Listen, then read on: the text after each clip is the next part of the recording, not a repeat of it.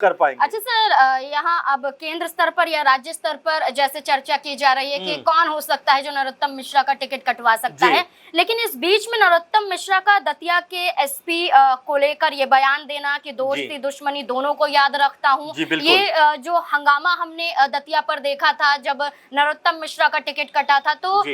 वहाँ उनके कार्यकर्ता, उनके जो समर्थक थे वो पहुंच जाते हैं और वो हंगामा हो जाता है कि टिकट क्यों काटा गया और धरना प्रदर्शन किया जाता है, आंसू गैस के गोले छोड़े जाते हैं, कई पुलिसकर्मी भी घायल हो जाते हैं, लेकिन वहां बीच बचाव की कोशिश की जाती है। लेकिन नरोत्तम मिश्रा के इन्हीं कार्यकर्ताओं की वजह से आम जनता को परेशानी झेलनी पड़ती है। लेकिन नरोत्तम मिश्रा कहते हैं एसपी को लेकर कि दोस्ती दुश्मनी दोनों याद रखता हूं, सही वक्त आने पर सही फैसला करूंगा। ऐसे बयान क्या बताते हैं? देखिए, पहली बात तो ये है कि जब नरोत्तम मिश्रा का टिकट कटता है उसके बाद उनके तमाम समर्थक जो हैं वो जिस तरह का हुड़दंग करते हुए दिखाई पड़ते हैं और जिस तरह का माहौल बनाते हुए नजर आते हैं, और माहौल तो इस तरह का कि वो जाते हैं और जाकर हाईवे को जाम कर देते हैं। 4 से 5 हजार के आसपास ये लोग बताए जा रहे थे। उस वक्त इन्होंने पूरी तरीके से रोड को ब्लॉक कर दिया और यहाँ तक कि 20 किलोमीटर तक लंबा जाम लग गया। सिर्फ दतिया नहीं बल्कि दतिया के आसपास के जो क्षेत्र है वहां पर भी एक अफरा तफरी का माहौल बन गया और पुलिस लगातार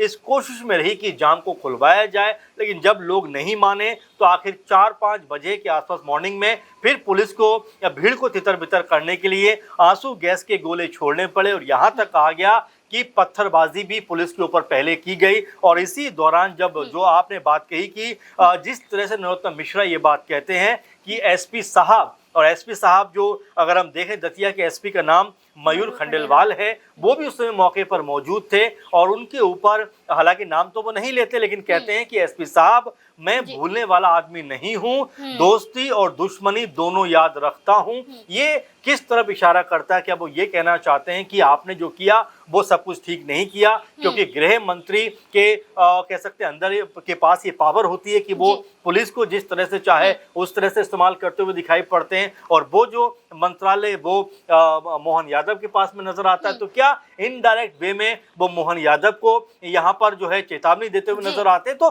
कई तरह के सवाल हैं जो यहाँ पर निकल कर सामने आते हैं, क्योंकि नरोत्तम मिश्रा इन चुनाव प्रचार के जरिए कहीं ना कहीं अपने अंदर का जो दर्द है उसको बाहर रखते हुए दिखाई पड़ते हैं। पहले कार्यकर्ता को समझाते हैं कि आप ऐसा कोई कदम मत उठाइए, अब कार्यकर्ताओं के समर्थन में नजर आते हैं, तो दो तरफा बयान या बातचीत तो आप ही कर रहे हैं। देखिए, पहली बात तो ये है कि जब वो जाम लगा,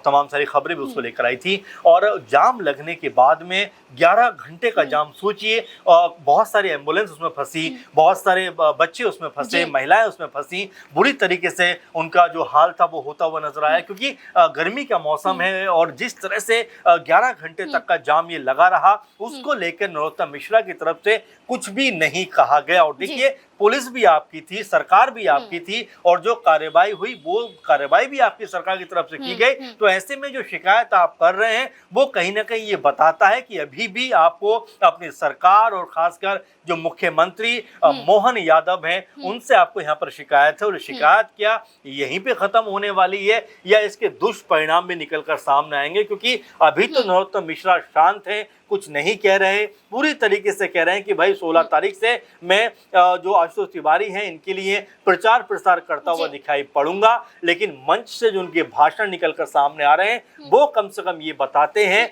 कि वो अपने दिल का जो दर्द है उसको ना भूले हैं और ना भुलाना चाहते हैं, और साथ में ये भी कह देना चाहते हैं, ललकारना चाहते हैं कि पुलिस के जरिए मोहन यादव सरकार को कि मैं कुछ भी ना भूलता हूं और ना ही भूलने देता हूं, क्योंकि जिस तरह से आप लोगों ने मेरे साथ और मेरे समर्थकों के साथ में किया है वो गलत था। और आंसू गैस के गोले छोड़ने को लेकर भी वो बहुत ज्यादा गुस्से में भी नजर आए। तो कुल मिला जुला कर उन्होंने इस जाम को लेकर कुछ नहीं कहा, लेकिन हाँ ये जरूर कहा कि जिस तरह से पुलिस ने कार्रवाई की वो